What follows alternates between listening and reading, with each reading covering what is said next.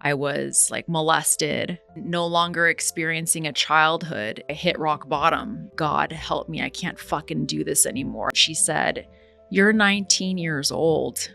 You don't want to keep coming here." I just started really discovering who I was at my core for the first time. I got into UCLA. The false belief that a lot of people have is that they are not deserving of love. Ever wonder how one conversation can change your perspective? You're listening to On the Mic with Josie, real conversations with real people, and every episode leaves you with something new. How's it going, everyone? Welcome back to On the Mic with Josie. My next guest I've known for almost 15 years now. Wow, it's a trip to say that. Almost 15 years. And in the last 15 years, I've had the opportunity to watch different versions of herself and her grow into the person that she is now. And so I'm super excited to have this conversation. Before we had this conversation, right, there was something that I asked you that you said you want to help others turn hard experiences into something meaningful. And I know, speaking for myself, I've had a lot of challenges in my life that some of them I've done great things with and some of them I haven't.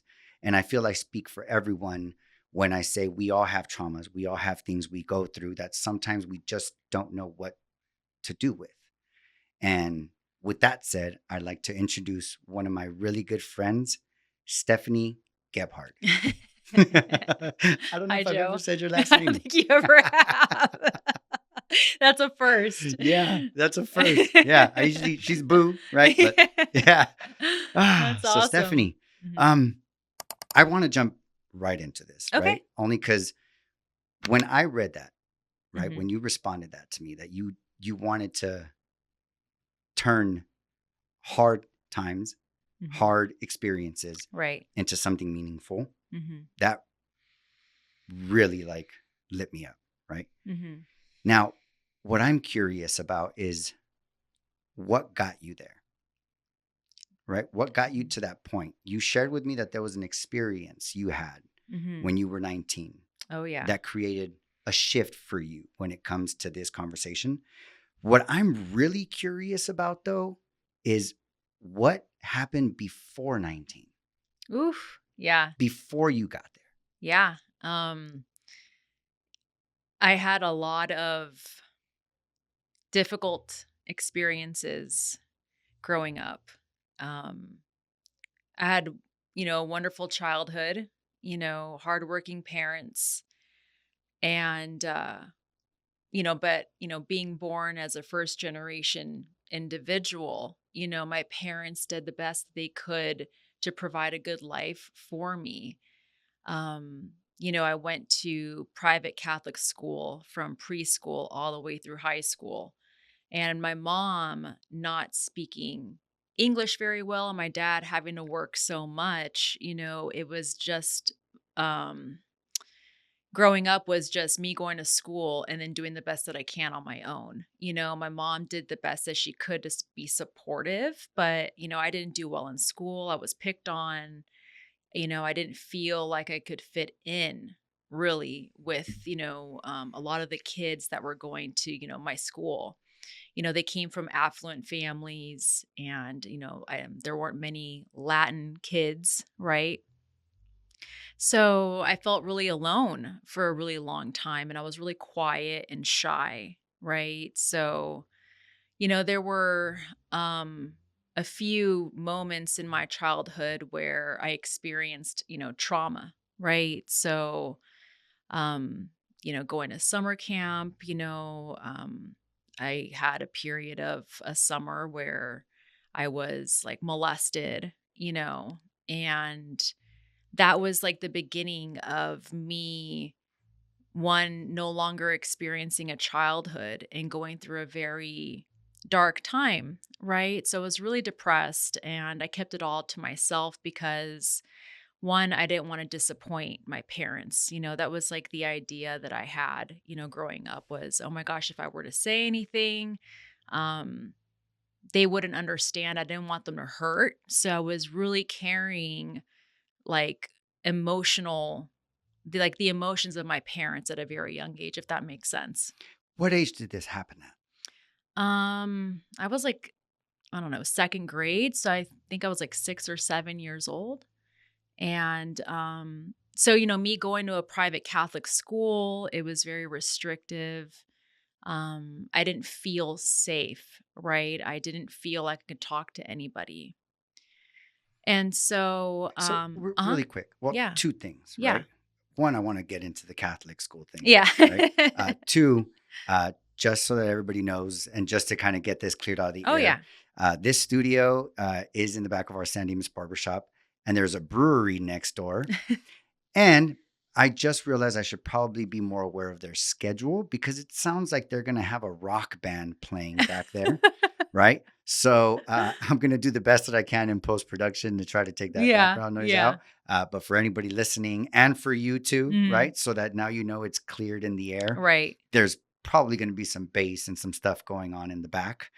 So just letting everybody know so that we can be present to the conversation Yeah. and just kind of now that we know about it, now that we're aware about it, off to the We're side. used to bass music, Yeah, so yeah. Oh, yeah. You and I are definitely used to bass music. Absolutely. yeah. Right. But I definitely want to be responsible for it because I know that could Right. sometimes throw people off. Like, what is that? Like, why? What is that noise back there? Yeah. What? And it just I know it would distract me from the conversation. Right. Okay. Um, with that now clear, I never went to a Catholic school. I've never Mhm. been to a Christian school. I've never done any of that, like the religious things. Right. But I would think, right? Obviously, with social media, we all know now that like Right. shit's not that good, right? But you Mhm. would kind of figure this was when you were 6 or 7. I don't want to Mhm. date you, right? But let's just say that was a couple decades ago at Oh, minimum, yeah, the right? 90s. Oh. Yeah, right. Like Yeah. you would just think, right, that Mhm. pre-internet and all of that, Oh, yeah. that a place like that would be safe, right? People Mhm. who take their kids to a private school, a Christian school. Mhm. Like I know, like Jolene, my daughter goes to APU. It's a Christian school. I Right. feel like, oh, it's Christian school, right? But like, so how is it that this happens there? How is it that your experience of this is not what the consensus would kind of think of a private Christian or Catholic school? I think, like, in the 90s, it was different. I think that the Catholic Church in general, or how Catholic schools are run now, are a lot different than they were back when we were kids.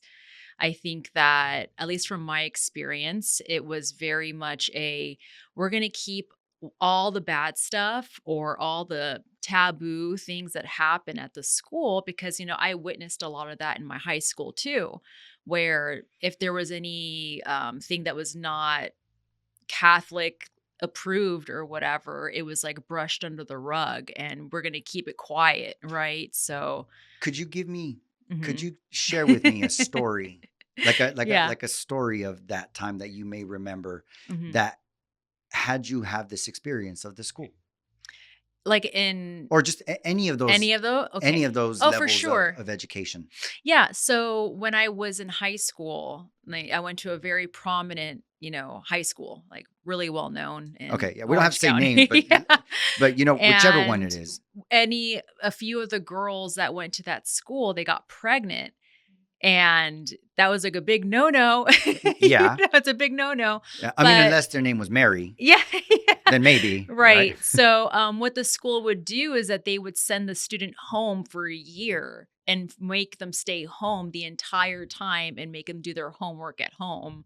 And then all of a sudden, the student will come back and it was like nothing ever happened.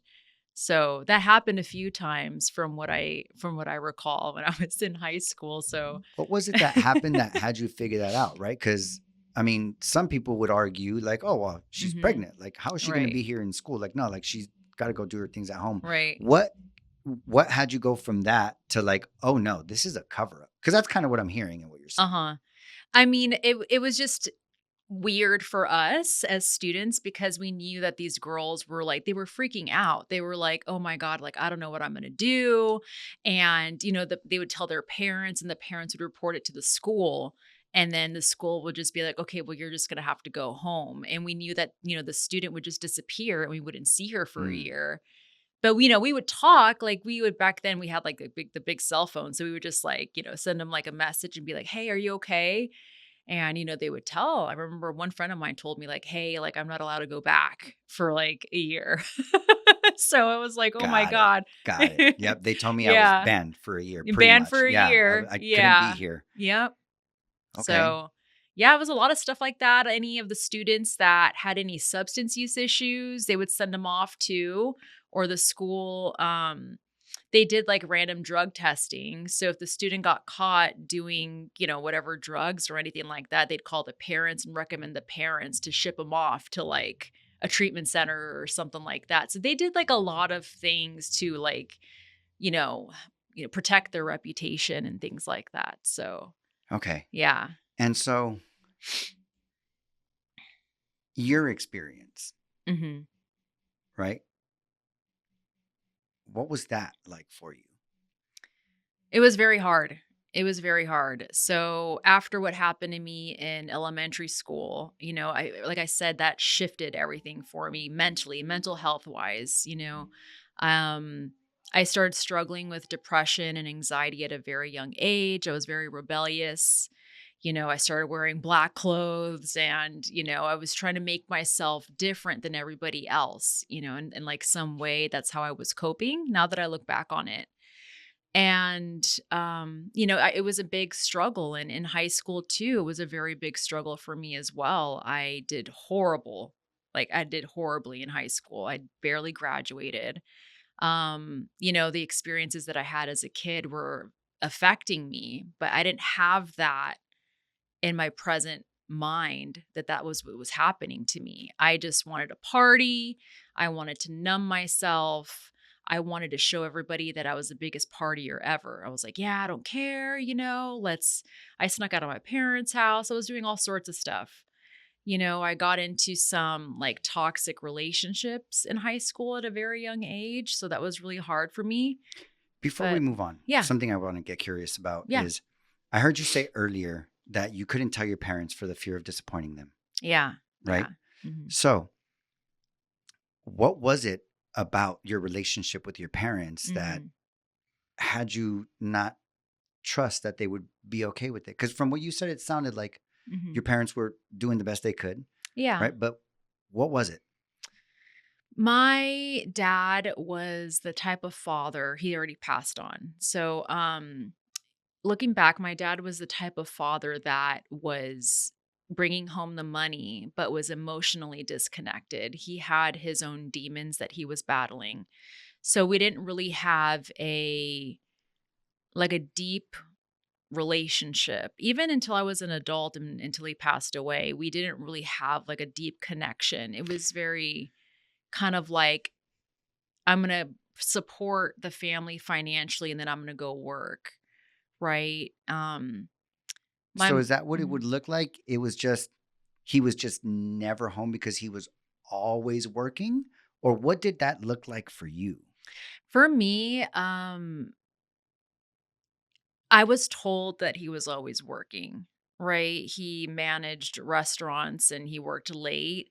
Looking back on it now, I feel like he was escaping in a way. I feel like he was probably off doing whatever it was that he needed to do to cope with whatever mental health challenges that he was having, because now that, talking to other family members and talking to my mother and things like that, he had a lot on his plate. He was battling with his own issues. And so now looking back, it was more of an escape, but as a kid, it was more of a, he doesn't want to be home, he's always busy. He didn't show up for like my concerts at school or anything like that. It was my mom and my aunt that were always there, right? So my mom always tried to make excuses for him, I feel, so he would look better as a father to me, right? But now as adults, I look back and I'm like, okay, well, this is what was really going on. So, my mom, I feel like in the 90s she was still acclimating to being here. And, she had lost my brother before I was born, so I feel like she was still going through, like, her own grieving process and still trying to parent me in her own way, My mother had me at age 39 and she's from Chile. So she's like old school Chilean woman. So there I think her way of showing love was very like hard authoritarian more like you can't do this, you can't do this, instead of kind of allowing me to flourish on my own and being supportive and more of a guide rather than setting like expectations and rules at such a young age. So I feel like looking back on that time in my life, I didn't really have like a safe space to really talk about what was going on. What did you think was going to happen if you said something? I feel like I didn't know it was wrong for a long time. I Hmm. didn't realize that what happened was a bad thing. So as a kid, I was like, oh, okay, I guess this is just something that happens, right? It wasn't until I was older when I looked back and I thought, wait a second, that was not okay. If it's okay with you, Hmm. may I ask what happened? What situation Hmm. happened that created this for you? Yeah. So, was going to that camp, right? And I remember the first day of camp, I was sitting by myself. So, again, like I shared earlier, I was really shy as a kid. I was very timid and quiet. And I remember sitting, on the floor with all the other kids, like being quiet, and all the other kids had like their friends already. And I remember him looking at me and he made eye contact with me. He had piercing blue eyes. I remember him very, very well. And he smiled at me. And so I thought, oh, okay, like he's friendly. He smiled. This is a friend, right? That I can connect with in this camp that I didn't want to be at.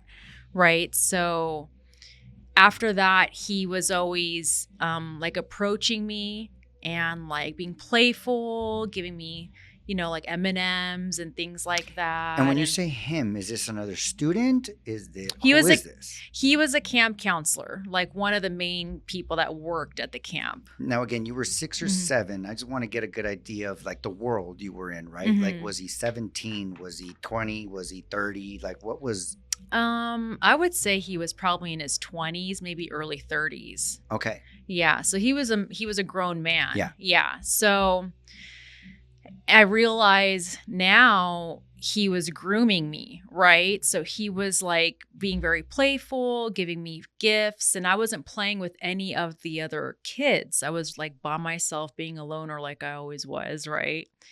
And this was one of these camps that had a swimming pool. So, like, part of the time in the summer camp, we would go in the pool and we'd swim and play and everything. And there was one instance, the first time, where he was touching me under the water with like everybody else there. So he started doing things like that. And I thought, oh, okay. Like I didn't realize it was wrong again until I was an adult.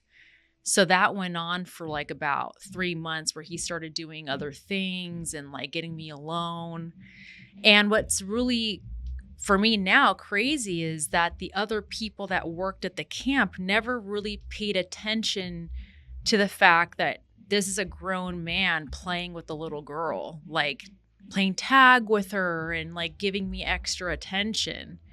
Right. So looking back on that, to the work that I do now, I could see that these people that hurt children, they target kids that are quiet, that maybe are neurodivergent, that are less likely to say something because they're shy. So that was my experience. What age did you realize that what happened was bad? Um, I realized in high school that it was bad. 14. Yeah, 14, 15. Okay. I started looking back and being like, that wasn't good. That happened. That wasn't great. But again, that was the age I started dating at a very young age. I was in toxic relationships. I was partying at a young age. So I was numbing, right? I was coping, with what happened. Once So, you realize, so what was that experience like from 7 to 14 before you realized like, oh, that was not good? Do you feel like you carried it then? How was yeah. that? Like, and if you were carrying it, being that you didn't realize it was bad, Hmm. right? What was carrying that like? Well, in middle school, I was very open compared to my other friends. I was sexualizing myself at a young age, right? I Which looked like was what? um going on AOL chat rooms and talking to Mm, older men, getting going on the internet when it first came out, and there was like no like bearings yeah. online in the 90s, right? So very dangerous time for a lot of young girls. So I started doing that. I was listening to music that I still love today, but at a young age, I didn't really understand the darkness of the lyrics that I was listening to, which was really influential in my mental health at that age, right? So I was becoming more of an adult at a faster pace compared to my friends. Mm, So I didn't realize, because I was a kid still, right, that what had happened to me basically took my childhood away, and I was exposed to a lot of those like feelings at a young age, and that kind of played out the rest of, my teen years, yeah. like my preteen years, all of that. And going back to what you asked about like what age did I realize um that I realized it was bad? Yeah, I was 14, 15, but I didn't care. Mm. I was just coping. I was just numbing myself as much as possible, to kind of like put it behind me. So I get through high school. I'm partying and yeah, go Real ahead. quick. Yeah. I don't want, because again, I Yeah. don't want to skip over anything. Yeah. Yeah. Because Yeah. for me, being able, and thank you so much for being vulnerable and like Of kind of course. allowing me Yeah. to live this experience Yeah. with you, right? Um, During that time, before you fully realize, like, oh shit, what happened to me wasn't bad. I don't care, Hmm. right? Like you said, you were becoming an adult faster than the people Oh, in your yeah. environment, right? Yeah. How was your experience of your parents' response to you being that way? Were you that way? Did your parents see that? Did your parents recognize that? Where was the involvement of your parents Hmm. during that time before high school Yeah. that you were kind of sexualized and that you were kind of becoming more of an adult than the Right. people in your environment? Yeah. They had no idea. They had no idea. Okay. Yeah. Yeah. They had no idea. My mom, again, God bless my mom. She Her English wasn't great back then. It's gotten better over the years. So she had no idea of AOL and the internet and things like that, chat rooms, Mm. and what people don't realize, and I'm sure a lot of, your listeners and people we know remember, is that there were like these chat rooms called kids only chat, right? And so a lot of teens and kids would go in these chat rooms, but that was like open range for a lot of like pedophiles and stuff like that, right? So, um, my mom had no idea that I was, going into all of that. My dad, I think maybe he knew. Either he kind of like looked away and was in denial, or again, he was working so much that he didn't pay any attention to what I was doing online and things like that.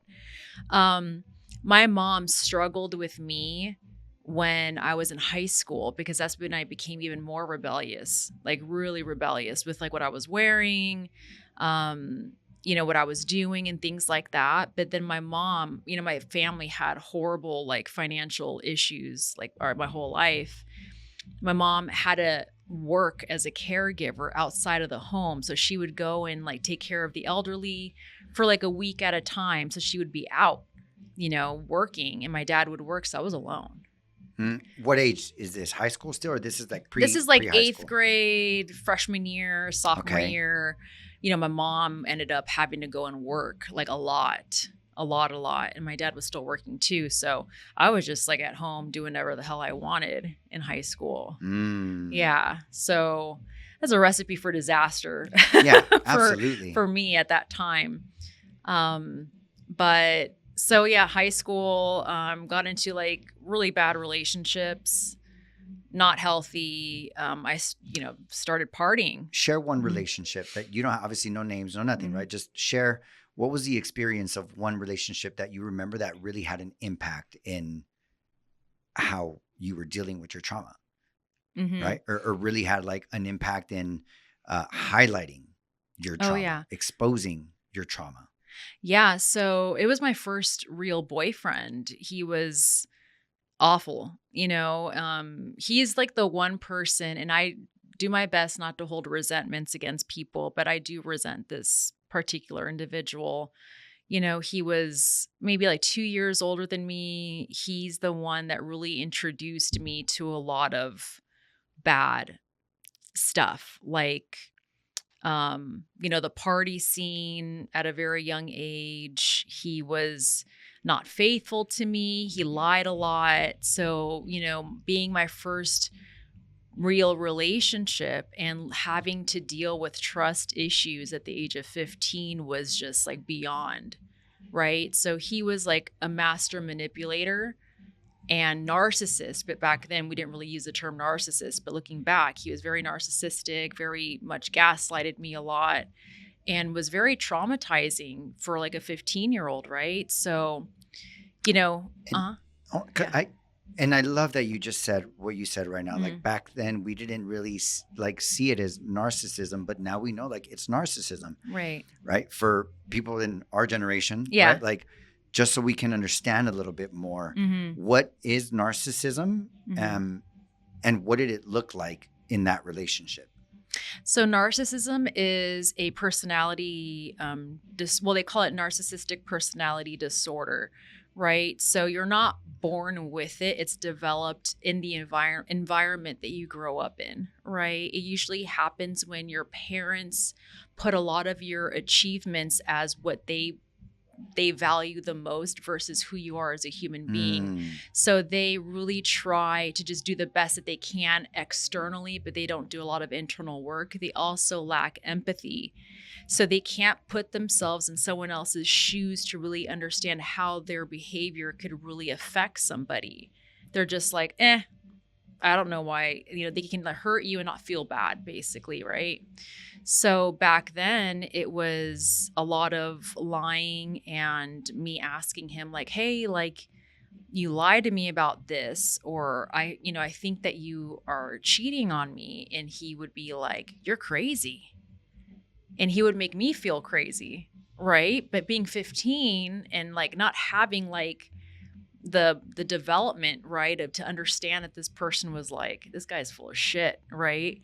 But for me, I was like impressionable. I just wanted him to like me, I just wanted to be loved. mm, And that really hurt me, and that brought up a lot of trauma. I mean, at that point I was just like, I'm not lovable. um I lost faith in men, I was like, fuck guys. Like I don't trust them. I don't trust anybody, right? mm. Because I had no, I just felt like I had nowhere to really turn to or no one to turn to for support or anything like that. So, yeah, that relationship was really, really bad for me at such a young age. And my parents, like, they met him a couple times and they didn't really like him, but there was never a Stephanie, you're not going out with him anymore. You're staying home, right? There was none of that. I was doing whatever the hell I wanted at that age. I'm glad you said that right now because my next question, and you just Mhm. walked right into it. It was already right there, like, ooh, I want to know, Uh-huh. like, what could, what do you believe now, looking back, right? Mhm. What do you believe your parents and or the people in your environment could have done differently, Mhm. right? And this isn't to make them wrong. Right. It's just being aware of what do you believe could have been done differently Oh, that would yeah. have really made an impact for you. That would have started at a young age. It would have been a creating safety in our communication. How? So my mom, and again, I love my mom. She's a wonderful woman. Mom, we love you. We Yeah. promise this is not personal. We love you. Love my mom. Yes. I think her fear of me getting into trouble, she assumed I was already doing bad things. So she would be like, you can't do this, you can't do this, you can't do this, or else. Instead of, honey, why don't we talk about this? Do you have any questions for me?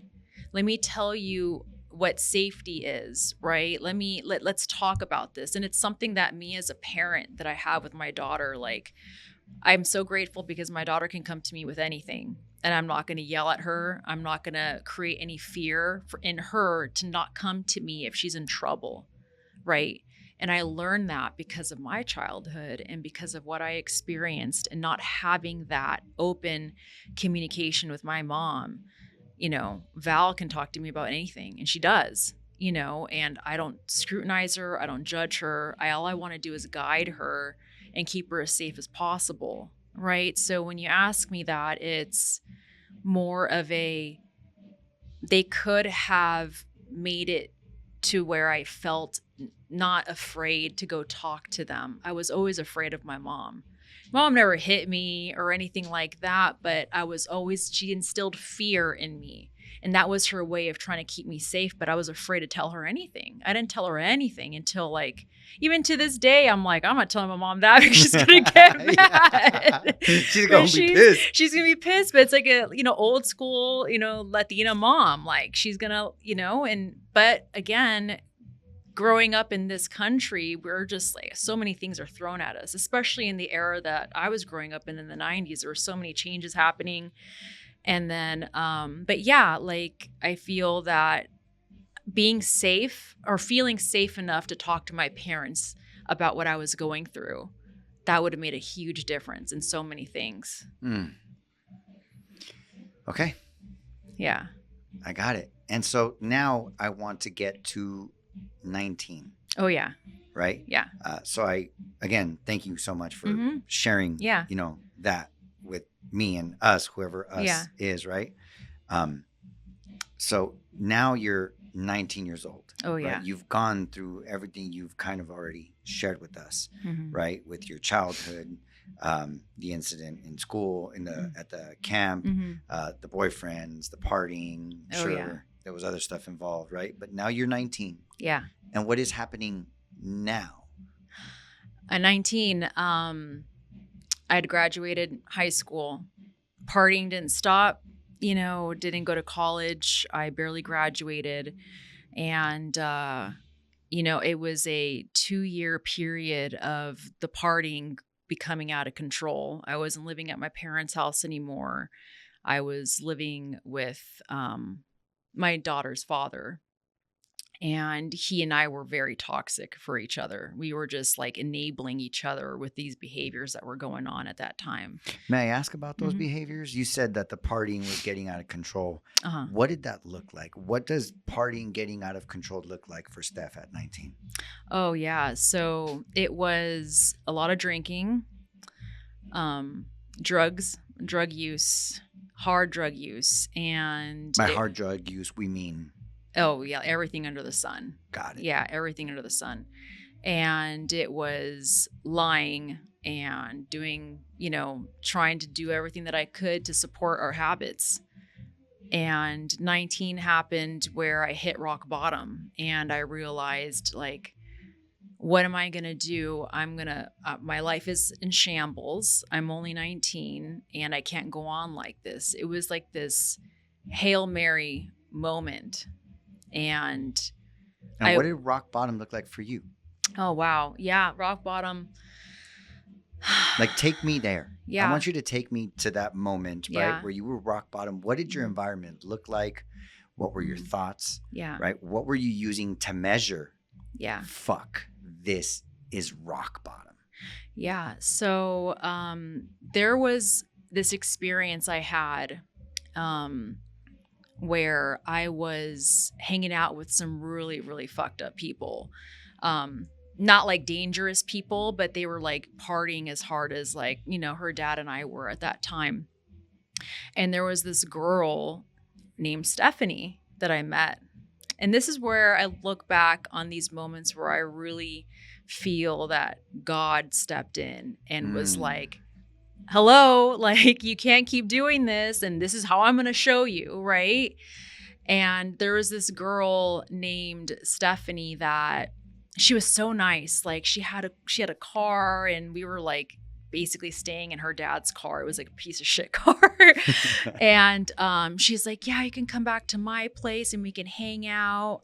And I design bags. And she was like a cool chick or whatever, but she had her issues. I could see she had her issues. And we go back to her place and we're like partying there and we hear this knock on the door. And I'm like, who the fuck is that?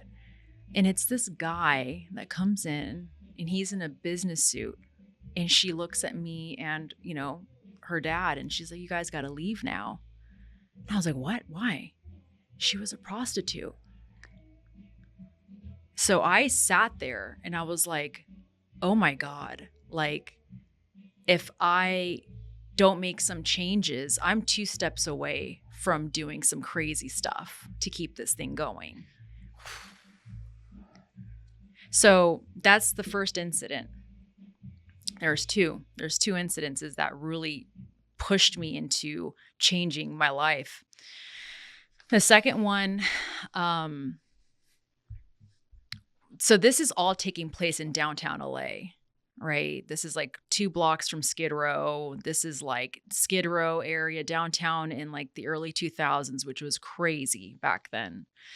And it's raining. It's like a movie. It's raining. We're in the car and I'm sitting there and I just start to feel like my world is just falling apart. I have no food. I hadn't showered in like forever. And her dad is like asleep. And I'm sitting there and I just start to have like the craziest like panic attack. And I start screaming. I'm pulling my hair. It's like all of the years and the decades of from when I was a kid and that had happened to me.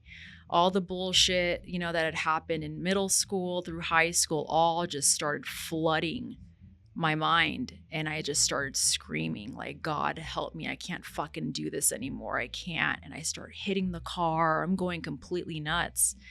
The next morning I went to a social worker. Her name is Heather Garcia.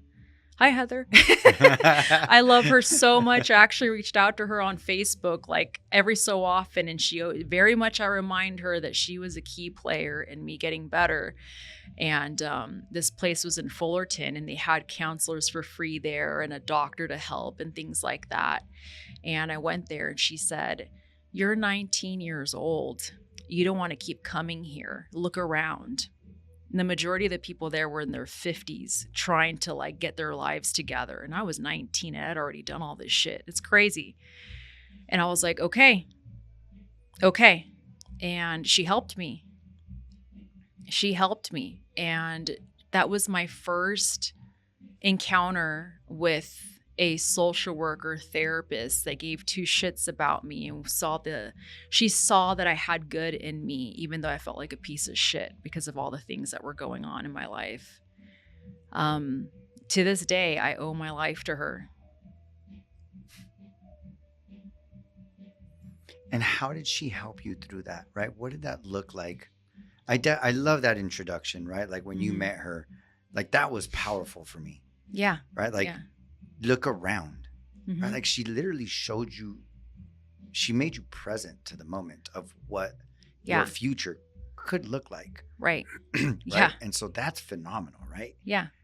And I believe that this takes more than just a moment. Oh, right? man, it was hard. What is it? What did she have you see about yourself that nobody else had? What made that different? That I was worth it, that I was lovable, that I had something in me to give to the world, to like show the world, whatever small thing that could have been, that I was worth it, that I didn't have to have this path. This path didn't need to be my path. right? Like the numbing, the coping, like all the stuff that I was trying to do to feel better because of everything that I had experienced and everything. She said that just because you have that past doesn't mean you need to take this path. You don't need to continue numbing, right? Um it wasn't easy. It didn't happen overnight. Like there were moments that, my anxiety was like through the roof. Like I was, going through a lot with like my dad and like my mom and I couldn't hold a job. Like I was trying to kind of shed this person that I was of being not being good. I was a degenerate, right? Like I wasn't nice. I found an old journal of mine recently that I looked at and I was like, "Oh my god, who is this person? Like who is this person?" Like I was very angry. There was a lot of rage. There was a lot of rage. And she helped me with that. She taught me some skills to regulate my nervous system. She encouraged me to like exercise. I started working out a lot. I started, I got a job, right? A little crappy job, but it was a get well job is what she called it. This is your get well job. It's a shit job, but it's something that's going to it's going to give you structure and it's going to teach you how to be on time. And it's like a responsibility that you're going to have. And little by little, I was like, okay, or I'm just going to keep putting one foot in front of the other. It's like they say in AA, one day at a time. Yeah. Well, this was 1 second at a time for me for a very long time. I was like 1 hour to hour, just keep going until it just became me. And I just started really discovering who I was at my core for the first time without, the trauma's there, but I've been able to create meaning from the trauma that I experienced with what I do now. Thank God.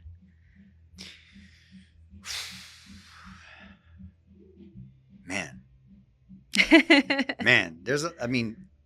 why right now I don't want to say I'm speechless. There's definitely a lot going on, right? Is because I know what you do now. Uh-huh. Right? Like I know what your intention is with what you do now, right? And right. just being present to like what got you there. Right. Right? To like all of the different moments that had to happen in order to get you there. Right. Right? And so with that said, when was that moment that had you say, I want to do this right for the world? Yeah. So what's funny is that going back to when I was a kid, I love to write. I'm a big writer still, but I was always journaling, writing stories and things like that. And when I was a kid, I wrote something in a journal that my mom recently showed me. And I was like, oh my gosh, if that's not confirmation, I don't know what is. As a kid, I wrote, I want to be a psychologist. Oh, man. And I don't know where that came from, if that was just a calling that I had. And I just like knew as a kid before everything that had happened. And, fast forward to, being in my 20s, right? Val's dad and I, we stayed together after we got better and then we divorced for like other reasons. And I had to work. So I worked as a bartender for a while. And my friend Chris, hi Chris, Chris Sweeten. I know Chris. Yeah. What up, Chris? He's like Heather Garcia. Chris came to me one day and he said, do you want to keep bartending for the rest of your life? No offense to bartenders, it's a great lucrative job, but with me trying to stay in the right state of mind because of my past, he knew what I'd experienced. I was like, no, I don't want to bartend for the rest of my life. I have a daughter, I live with my mom, like, we need to figure something out. He's like, I need you to come to my office. At that time, he was working at Mount San Antonio College, right? I need you to come to my office, for while I'm working one of these days. I was like, okay, cool. I show up to his office and he's like, you're going to go to class. And I was like, okay. He's like, I want you should go to college and figure this out. So he walked me into a classroom and sat me there. And he's like, all right, cool. You're going to be in this class. It was a life management class. And at that, Wait, hint, hint, hint. this was like 2014, I think. And at that time, Mount SAC had a single parents academy program there, which was incredible.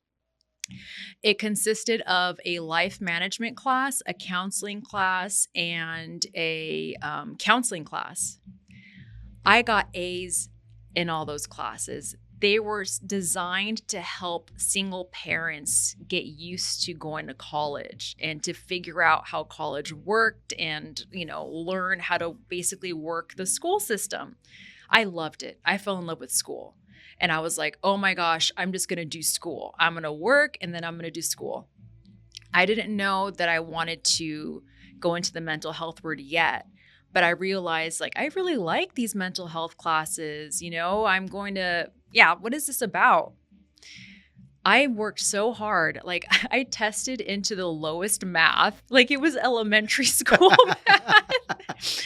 But I worked so hard that I got into a transferable math course, right? So I got into the honors program.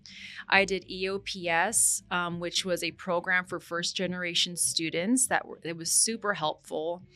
And I worked so hard and I applied to transfer and I got into UCLA. Wow. Yeah, I got into UCLA, moved out to LA with Val, and they had family housing and everything like that. And I loved it. It was the greatest experience of my life, but I was much older. I was in my 30s at UCLA. Yeah. And a lot of the students were in their 20s, but I never felt like I was excluded. All the students there was such a sense of community, right? So I got into the sociology program there, which is the study of groups and how the environment affects individuals, right? So I loved it. I loved it so much. And it was through that where I realized I wonder what can I do with a sociology degree, right? So again, Chris comes in again and he gives me a little job at one of the schools that he was working at. And he's like, why don't you go into social work? He's like, social work, you can do so many things with social work. You can work in this field and that field, and I was like, okay, I think that would be great. Right. So, and then I didn't realize that as a social worker, you could be a therapist if you get licensed. So I applied to USC and I got into the USC social work program for my master's. Loved the program there. I learned a lot. And a full circle moment that I'd love to share is my placement. So in graduate school, you get an internship, right? My internship was with a nonprofit off of Skid Row. So I was working off of Skid Row in the same area I was in when I was 19, and I had my epiphany, my wow moment. So the fact that all those years later, I'm in my social work program, getting my master's degree, supporting the homeless population on Skid Row, coming from a place that I was basically one of those people. And I realized, oh my goodness, maybe this is my full circle moment. Maybe what I had experienced all those years and at 19, maybe that's why. Maybe this is how I can give back and really I'm able to really know what these people are experiencing, and I can actually, help in some way. So I did that. I worked off of Skid Row for 2 years with people that were struggling with the same shit that I was struggling, all those years ago. And I'm actually able to really understand where they're coming from and how I can best help. I was just on Skid Row within the last week and a half because Jasmine and I went to LA for something. Uh-huh. Right? I just drove through there and I was just like, wow. right? Right. One question I have what you just said is, Mhm. understand these people. Were you able to understand them? And if so, what did you understand about them that you didn't understand prior to working with them? That they all have a story. They all have trauma that they, for some reason or another, maybe not similar to my story, but for whatever reason, they're numbing and they can't get out of it. And I'm lucky enough to have been able to get out of it. I mean, the fact that I was able to is rare. It's very, very rare. But being able to work with them and kind of have that, what I had experienced in the back of my mind, I had more patience, compassion, and understanding that, hey, man, like, I know that you're living this life and I know that you've been through some shit and it's okay. Meeting them where they're at. That's like one of the key, um, that's like one of the keys in social work is meeting the person where they're at without any judgment or anything and seeing, how best you can support. And that's what I was able to do. I was able to do that for 2 years because the job is very challenging working with the homeless population over there. A lot of them are very sick. It's very taxing. And unfortunately, from what I experienced working there, the system is broken and it's How not. so? Okay. Yeah. Um, so I worked for an organization, I'm not going to say their We name, don't have to. that had housing developments all over Skid Row for the homeless. And they had a harm reduction model there. Harm reduction model is, we're not going to make you be clean or stay clean to live in our housing development, but we're going to provide you with clean needles and a bleach kit and like clean paraphernalia to make sure that you don't catch diseases or whatever. I look at those things as suicide kits because eventually you're just going to die. There's no happy ending when it comes to like opiate addiction and things like that, right? So, working as a case manager there, I started noticing those things, right? And I was like, okay, this is like really crazy. And it was paperwork, paperwork, paperwork. So I would have to chase these people down and be like, hey, hey, hey, you got to sign these forms to make sure you don't lose your free apartment. And they're like, okay, blah, blah, blah. But I'm like, okay, but you need to come and see me for therapy. You should come to my support group. Oh, yeah, yeah, yeah, yeah, I will. And they wouldn't come. And it was not funded well. We didn't have systems in place to help these people get an ID, help them get clean. It was literally like, here's a free apartment where you can get high in for free. Man, Yeah. one, So, that's wild, right? yeah, yeah, I don't mean to be funny, right? But I'm just going to be straight. What came yeah. up for me when you said what you just said right now Mhm. was it's like, here's a gun. It's got a case on it. Yeah.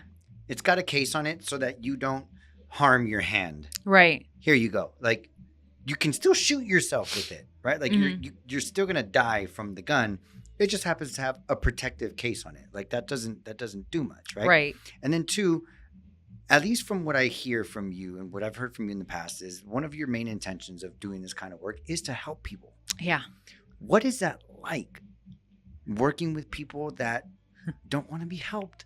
Oh my gosh. Right? Like, I've gone to Skid Row in the past to give out food. Yeah. And they're just like, what is that? Hamburger? No. And it's like, what? Yeah. Right? So for you, Mhm. as someone whose intention is to help, Right. what is that? What was that experience like, to help and not help? Right.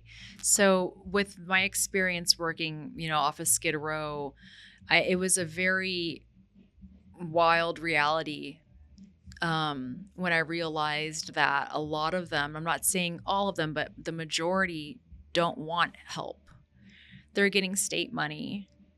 They're getting like free housing. They're getting, things handed to them to feed their addiction. So it's easier, especially like with opiate addiction, it's the the detox is so excruciatingly painful. It's so painful that the thought, especially now, like fentanyl didn't exist back then, right? Now it exists on Skid Row. Back then it was like heroin and crack and things like that. Now it's fentanyl. I can't even imagine what it's like to try and get off that stuff. It's like insanely painful, I'm sure. So they're like free housing, CalFresh, a harm reduction kit or detox. That who's going to pay for them to go to detox? No, that's not covered by, it's not free. Wow. Treatment's not free. I mean, I worked for like in treatment centers that charge like 20 to 30,000 a month. The state doesn't pay for like, there are maybe a couple maybe that are covered by Medi-Cal, but it's like, here, you're here for 3 to 5 days and then they boot you out. So they're like, okay, do I just stay on Skid Row and stay comfortable with all of these free handouts, or do I go through the worst detox of my life for 3 to 5 days? They're going to be right back on the street. So seeing that on Skid Row, I couldn't do it anymore. I was like, this is a perpetual cycle where I feel like the system is keeping them sick for whatever reason. And I was like, I need to get out of there. And I did. And what was your next move? So I worked in liver transplant for a while as another internship. So I asked to change, right? So I worked in a liver transplant program where I assessed patients. So this was more medical social work. Okay. I assessed them for liver transplant, right? After that, I graduated, I got my master's degrees, and I started working for a for-profit company in Orange County that worked with affluent families that could afford to pay 15 to 20 G's a month for myself and a couple other therapists to come over and help fix their family. So that was a wild experience too. Holy cow. Oh man, do I have some questions about that? Yeah. But real quick, I just want to say for anybody listening, I looked up the word affluent today. So thank Okay. you. I learned You're something welcome. new. I did not know what that word was. I had an idea, but didn't know. For anybody listening, Mhm. affluent, at least from what I read, is like a rich family, like coming Yeah. from a Wealth. wealthy family. Yeah. Right. So Yeah. what is the difference between, because at least what I'm, and maybe I'm seeing things different, right? But Mhm. at least what I'm seeing is you go from a job, right, where these people don't have the resources to get help, right? Yeah. And then they don't want the help, to Uh-huh. now going to an environment where people have the resources for the help, and I'm sure they also don't want the help. Oh yeah. It was wild. It was so crazy. Like going from working with the homeless to working with some of the richest people in Orange County with unlimited resources, and then still having the same mentality of not having willingness to get support, not willingness, right, to get help, was such a, it was like, they're basically the same, just in different circumstances, right? Trauma, like, so many different things. And it was even more challenging and frustrating because I was like, you have all the money in the world to do whatever it is that you need to do to make an impact, and you don't want to. And it was sad though, because there were many, obviously confidentiality, so I'm not going to name too many details, but, there were families that, they would send their kids to treatment centers and wilderness programs, and they'd be like, hey, we're so busy, we work a lot here, fix my kid. And a lot of the issues were with the parents. So we would go and meet with the teen or the kid, and they were great, but it was the parents being so emotionally disconnected from what it is that their kids needed that was really creating the problem. So then we were dealing with narcissistic parents. And they were harder to deal with than a lot of the kids. So I did that for about 4 years. Mm-hmm. In those families, what is a pattern, right? Because again, I understand confidentiality. I don't want you to release any details about any specific patient, right? Mm-hmm. But just as in general, right? Like what are some, maybe two of the most dominant patterns Mhm. that you've seen in these affluent kids. Mhm. Um, what was that? The two most dominant patterns you've seen in Right. all of these kids across the board? It was parents being emotionally distant because either they're working really hard or they're just not emotionally connected. Narcissistic traits, maybe here and there. And the kids, just being showered with gifts and monetary, yeah, just monetary things as, ways to be shown that they were loved. And the kid didn't Mm. want that. They didn't need that. They just wanted quality time with their parents. Also, um, kids not feeling that they were good enough. Parents having these high expectations and, their kids not meeting those expectations and then not feeling loved. Just to kind of go back a little bit, Uh-huh. it almost sounds very similar to when you were 6 or 7. Oh, yeah. Dad wasn't there, right? Mhm. Mom, language barrier, Yeah. right? What do you and I ask this, because you're in this, right? You're in a Mhm. world that I don't understand. Right. I believe we're just traumatic kids raising more traumatic kids, right? Uh-huh. What is something that you believe can help break that cycle for us as humans, right? Because we're all growing up with traumas. Oh, yeah. None of us have a guide, a manual that tells us how to parent, Mhm. right? What is something, and this question is more like clinical, Okay. right? Yeah. What is something that you believe parents can do more of or be more aware of? Mhm. Um, or questions to ask, right? Because Mhm. even when you were talking earlier about what was missing was like my parents just asking, how Yeah. you're rebelling, you're this, you're that, you're the other. And rather than telling you you're this, you're that, you're the other, just coming and be like, hey, are you good? How can I support you? Is there anything Mhm. you need information on? Have you heard about sex yet? I can share about that with you, right? Right. It all seems so easy or so simple, Mhm. I should say. Why isn't it easy? And what can you tell parents that could help us break the cycle? I encourage parents to do their inner work, go to therapy once and see if you like it. Like you said, we all have trauma. And a lot of it can be intergenerational, where we pass a lot of these traumas down generation to generation to generation. It becomes a cycle, right? Do some inner work. If you don't believe in therapy, which is totally fine, read about it, journal, do some work for you and do some self care for you so you can be the best parent that you can be. Checking in on your kids at a young age, teaching your children that it's okay to talk to you. Make create a safe space for them to come to you with any questions, right?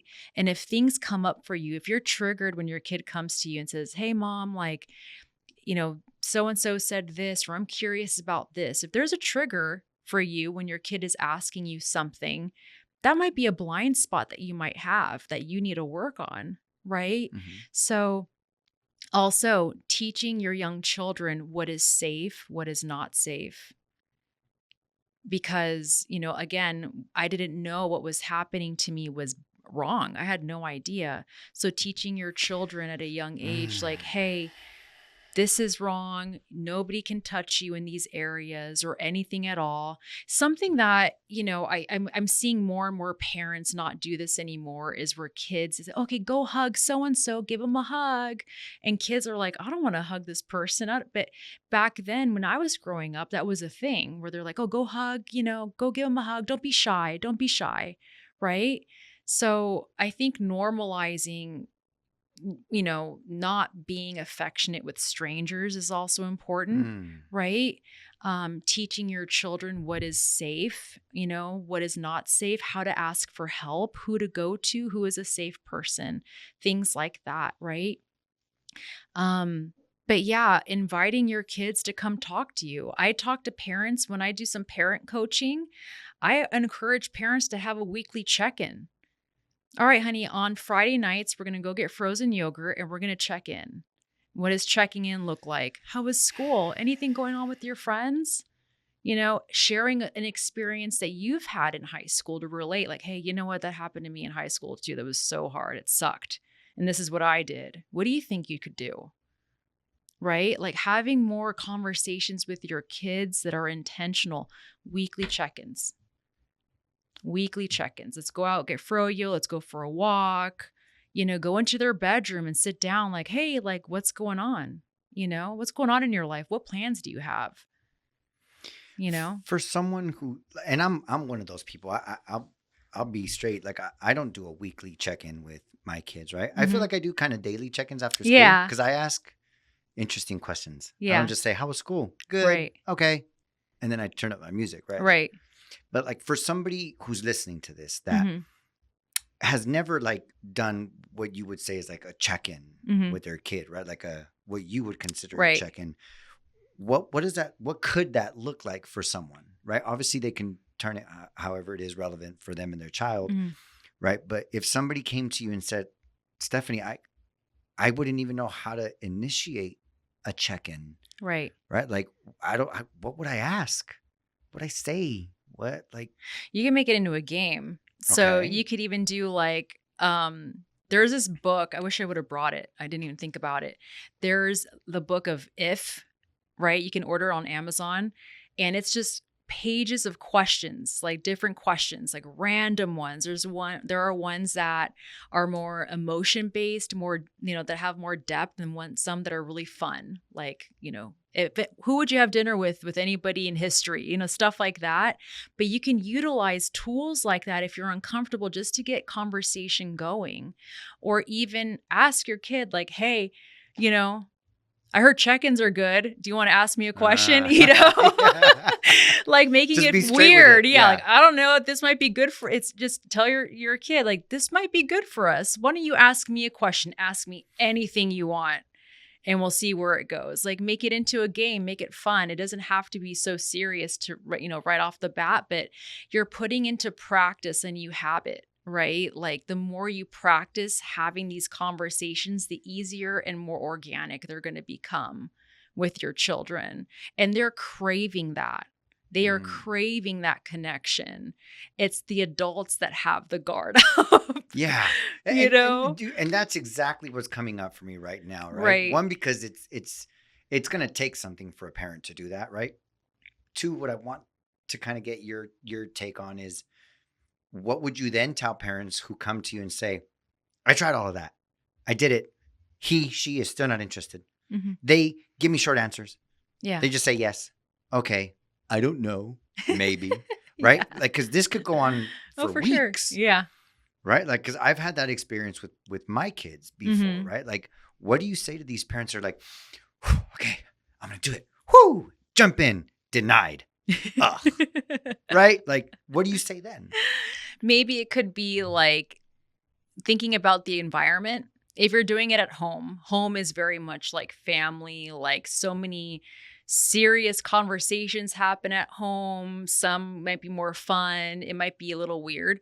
Something that helps is going for a drive and talk. That's what I did with Val initially. It's like, "You want to go for a drive? Okay, let's go for a Mm. drive. Put music on. We driving. So what's up? Tell me a little bit about this or that." And she'd be like, "Oh, da, da, da, da," because there's like distraction, right? Like she's kind of like paying attention to other things. So you're catching her off guard a little bit. Mm. So changing the environment helps. Like going for a drive, which is why I suggested frozen yogurt. Going when you first start doing these opening up conversation, changing the environment helps. If you're still Okay. getting denied, keep trying, because they're noticing that you're still trying, that you're still inviting them to talk. They're noticing. They're like, they know what you're doing. You know what I mean? But the more you try, the more receptive they'll be over time, right? If Mm. you just give up and you're like, "Oh, I'm denied," they're going to be like, "Oh, there you go. That was great for a second." Right? They're craving that. So I encourage parents, get creative, right? Use those books, maybe do a game night, go for a drive and talk, put music on. get creative. Yeah, definitely. Thank you so much for that. Right. Like, Yeah. even for me, one of the things that I heard in there for myself that I haven't like intentionally done, right? Like, I've Mhm. had conversations with my youngest daughter where I've told her like in a moment of something, right? Like, I've been like, oh, just hey, so I think I know for sure I've at least said this once, like, hey, like, nobody touches you there, Right. right? But I was present right now to the fact that I still haven't had that intentional conversation where Uh-huh. I say, hey, can we sit down real quick? Yeah.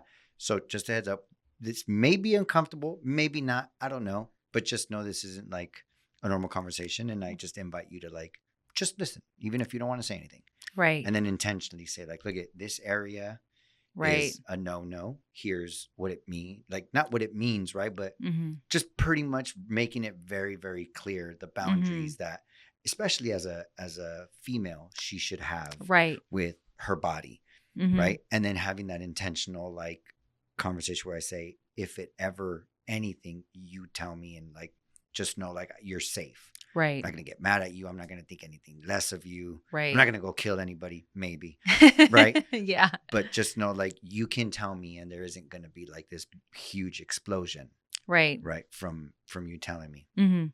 So definitely thank you for that. One question I want to make sure I don't leave out, right? Uh-huh. Because again, whenever I bring on a guest, I'm curious about a lot of stuff. Right.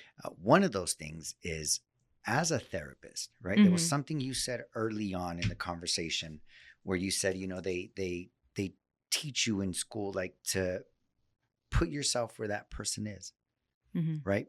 Put yourself there, no judgment, no nothing, right? Right.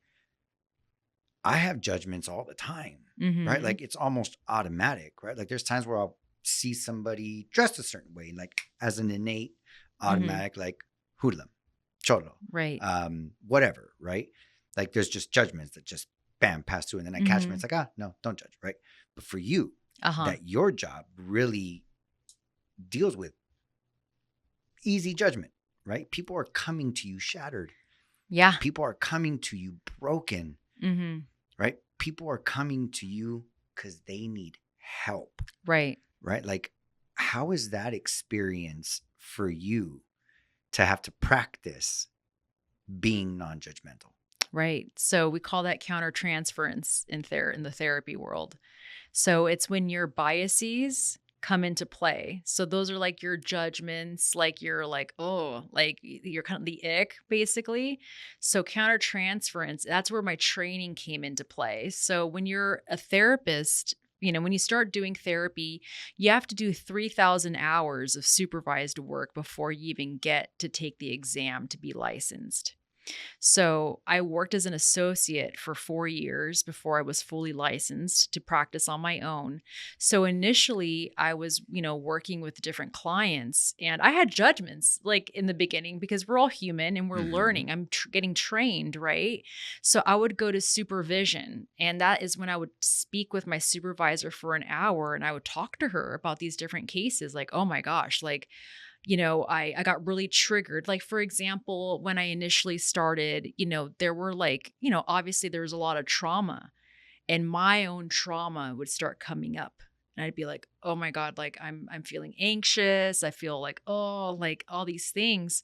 And my supervisor talked me through it and she taught me ways to just compartmentalize my own stuff, ways to not bring in my own trauma and my own biases into session, right? And that took 3,000 hours. Obviously, initially it was hard, but after I got like half of my hours done, it was becoming okay, like I can totally do this.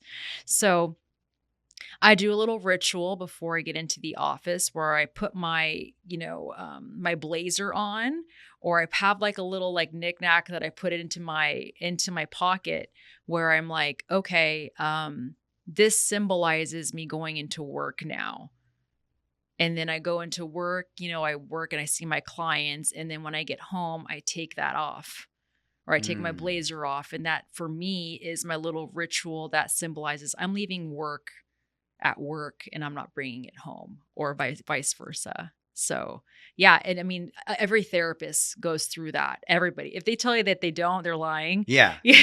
But it's like so many hours of supervised work that your supervisor's helping you kind of like learn how to manage some of those, you know, like judgments or Yeah. Yeah. whatever. Yeah. So I have two questions. I'm going to ask both. Answer the first one first, but I'm going to ask the second one because I know that by the time you're done answering the first one, I Hmm. might forget. Right. So Yeah. the first question is, was there ever a time where you were in the supervised, Hmm. right, like a training Yeah. where your supervisor, the one supervising you, came over and like pointed out judgments or pointed out certain moments where you brought in your biases, right? And you were like, no, I didn't. Oh, yeah, for And sure. what was that like? And then two, I'm sure it took a while Uh-huh. for you to get that ritual of Uh-huh. taking your work off. Right. Was there an experience? And if there was, what was that experience of you being therapist with your environment? You should talk to Val. Yeah. Wow. Okay. So the first one was okay. When I initially started getting my hours right, are these types of clients that I had a difficult time working with. They had like they just triggered me. They were just hot and cold. I had a couple clients cuss me out, and I remember I was getting really irritated. Like I started noticing that I didn't want to go and see the client. I was getting resentful, and I would call my supervisor and be like, "I don't know what's going on. They don't want help. They don't want help, and it's messed up." Blah blah blah. And he'd be like, "Stephanie, what's coming up for you?" And then it turned into a therapy session for me. I'm like, don't say that to me. I'm like, all right, all right. And they would help me kind of like see things from their perspective. They were very supportive and helping me regulate my nervous system because these were clients that didn't want help. And I was doing everything that I could to try to break through, and it was just not happening. So I was getting irritated. I was like, I don't know. They don't want help. I don't think they can be helped. And, my supervisor would be like, they want help. You're just going about it the wrong way. Maybe try it this way. So yeah, there were multiple times in my career where they were calling me out for sure. Yeah. No, it's not Yeah, true. definitely. And the second part to your Mhm. question, if I've ever been a therapist outside of, in my environment. Oh yeah, with Val, she'll, initially she would call me out and be like, I don't need a therapist right now. I need mom. And I'm like, okay, no, I can't do the jargon, not the therapist jargon, but Dang. yeah. So at what age was your daughter aware enough Oh, and like to look at you and say, Mom, you're therapist right now. I don't need that. I need mom. yeah, when she was like a freshman in high school, and I started noticing that, she was getting bullied or she was kind of going through her own anxiety, I would like, try and teach her like ways to regulate her nervous system. When she didn't want to know coping skills, she was like, I just want to vent to you and I don't need a response. And I'll be like, okay, all right. All right. Yeah, that's so cool.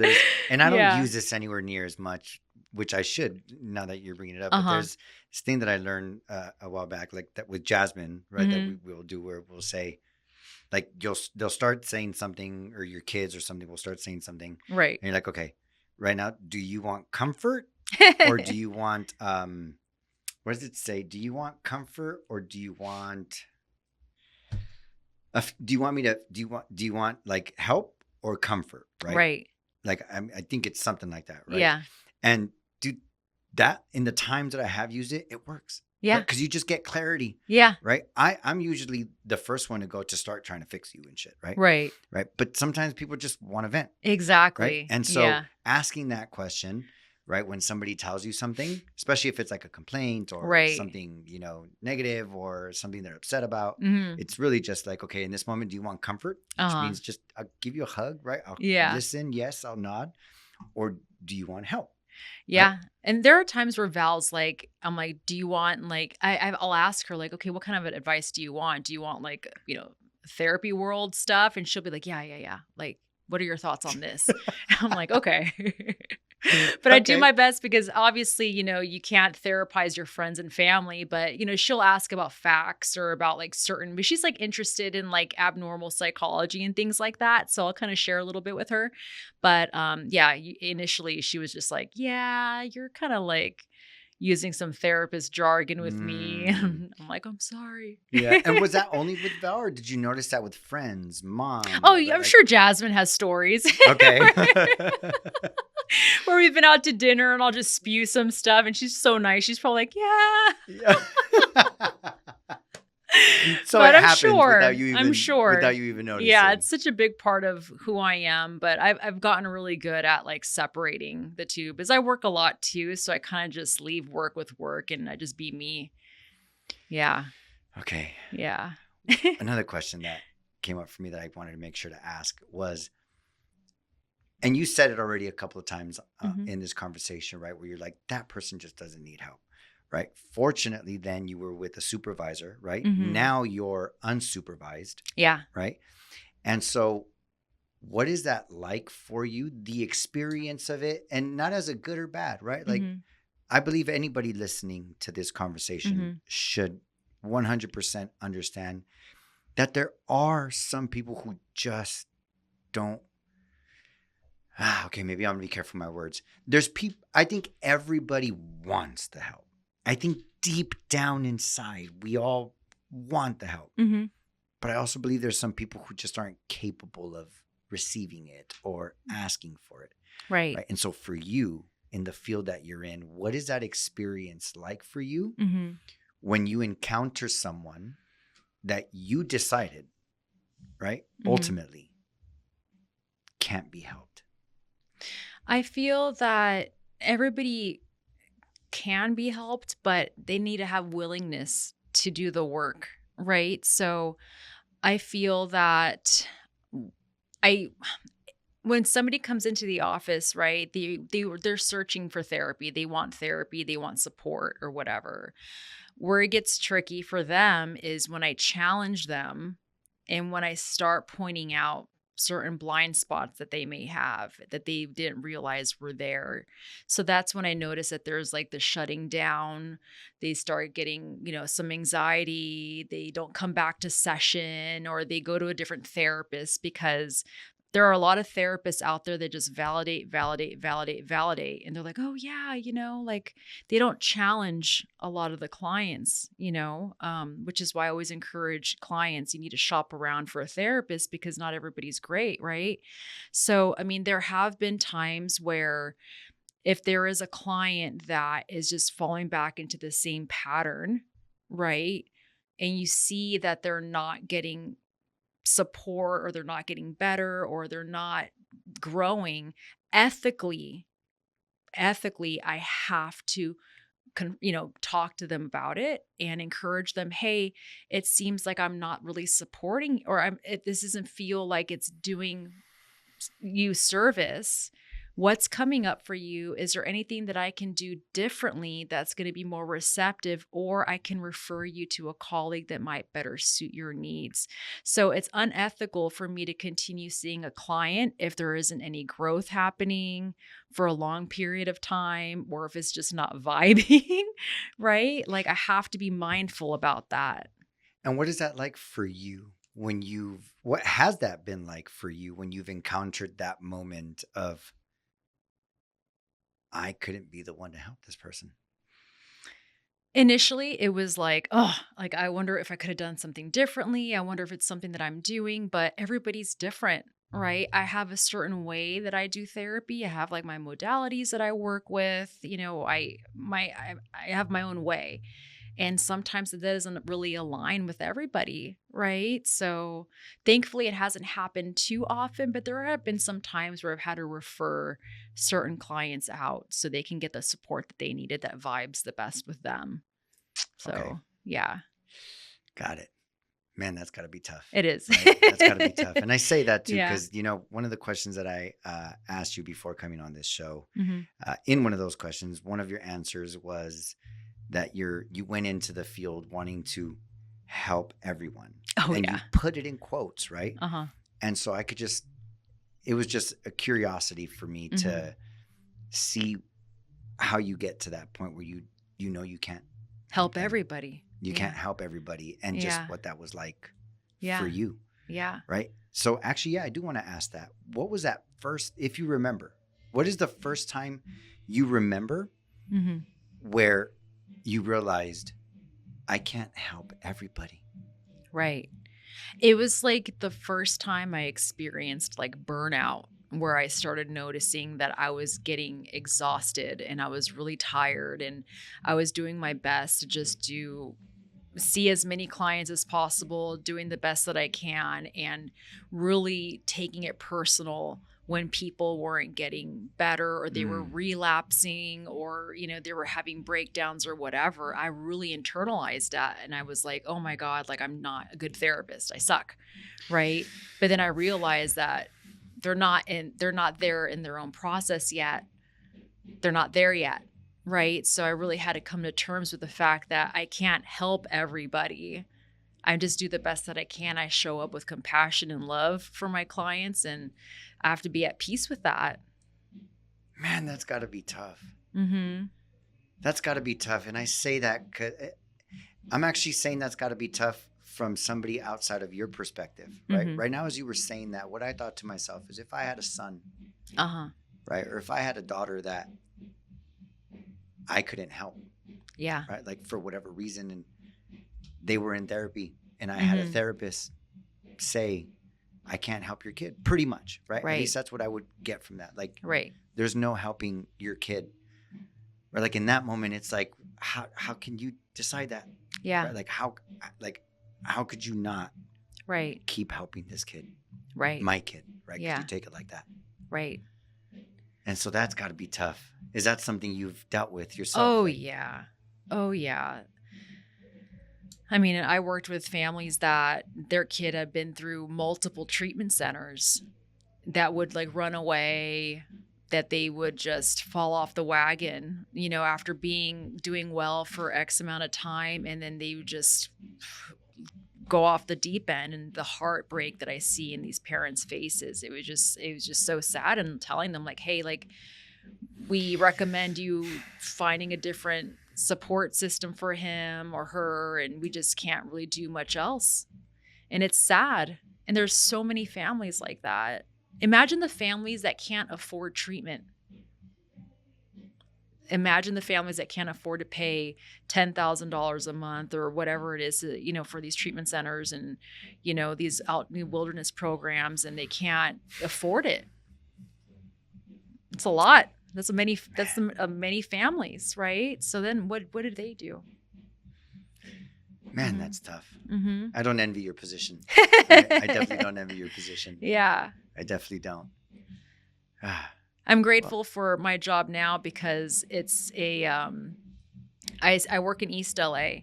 So I'm able to provide therapy to the community of East LA off of a grant program, so it's free to them. So I'm able to support women that want therapy, Latina women that have never done therapy before, and they're able to come see me for free because of this grant program, and it's really rewarding to be able to support the community like that. So, and you said yeah. is it specifically for postpartum depression?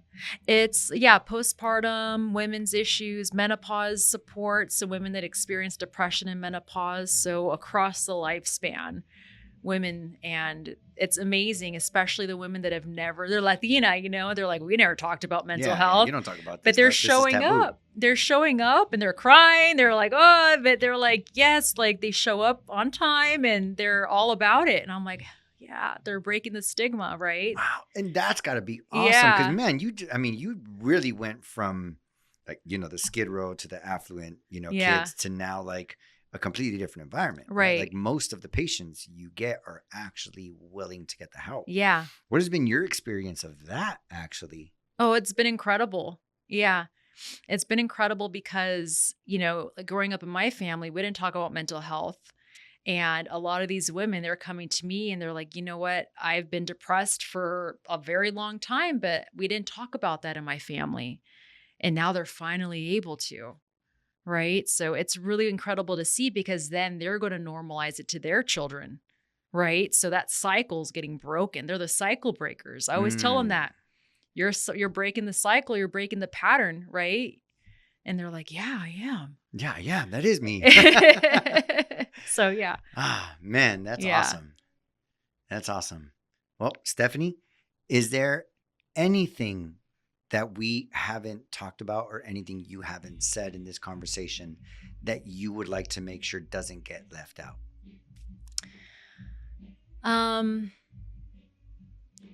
If you haven't thought about getting support, explore it, think about it. A common theme that I see in my sessions is the theme of not feeling like you're good enough. I see that in almost all of my sessions. The root belief, the false belief that a lot of people have is that they're not deserving of love or they're not good enough. And if that's how you feel, I encourage you to be open about it and to explore the possibility of getting support. How?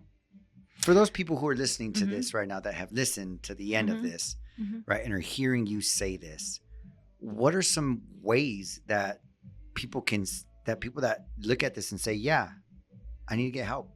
What's the next step? I think that, there are programs out there that are now offering free therapy sessions. Maybe it's something we can put in the caption of the episode. I'd Mhm. love to share some resources with you Absolutely. to look into just connecting with somebody, reading some literature on, self-help books. I know they're a little woo-woo, but, I can also offer some resources. I'd be more than happy to do that. But yeah, there are resources out there. It's just taking the step to look and seeing what you can find. So Okay. yeah. Perfect. We'll definitely put that stuff down in the caption. Okay. And so with that, I have a tradition that Uh-huh. I'm just starting out. Right? Okay. You're going to be the second person that's part of this tradition. Okay. And the tradition is that I have a notebook, right? Mhm. Where at the end of every episode, the guest writes either a quote, a piece of advice, Uh-huh. or a question, right? For the next guest, Okay. right? And then we just keep it going like that. Okay. So I'm realizing I should have probably had the book next to me, but I'm going to go grab It's it. all good.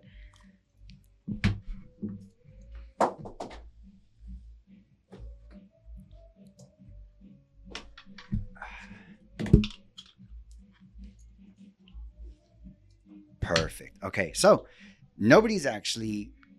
this is a book that nobody's going to see, right? Other than the next person and myself, right? So you, other than me, are the second person who's Okay. going to see what's on there.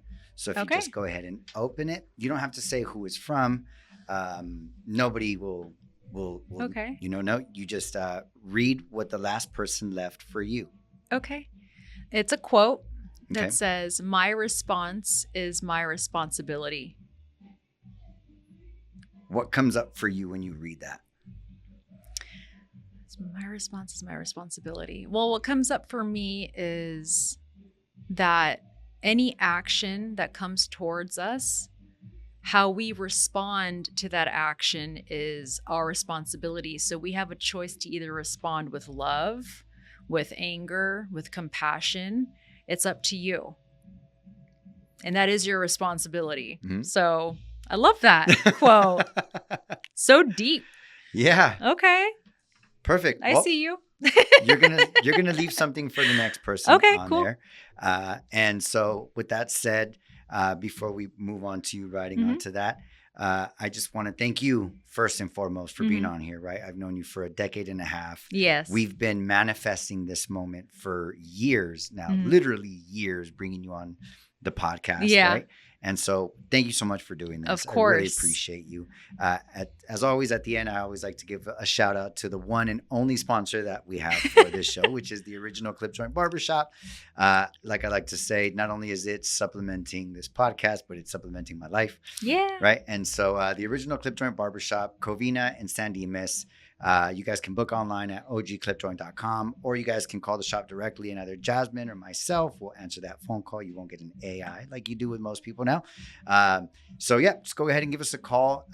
If you're in the San Gabriel Valley, we'd love to service you. Come and give us a shot. The original Clip Joint, ogclipjoint.com. Mhm. And we'll see you guys on the next episode.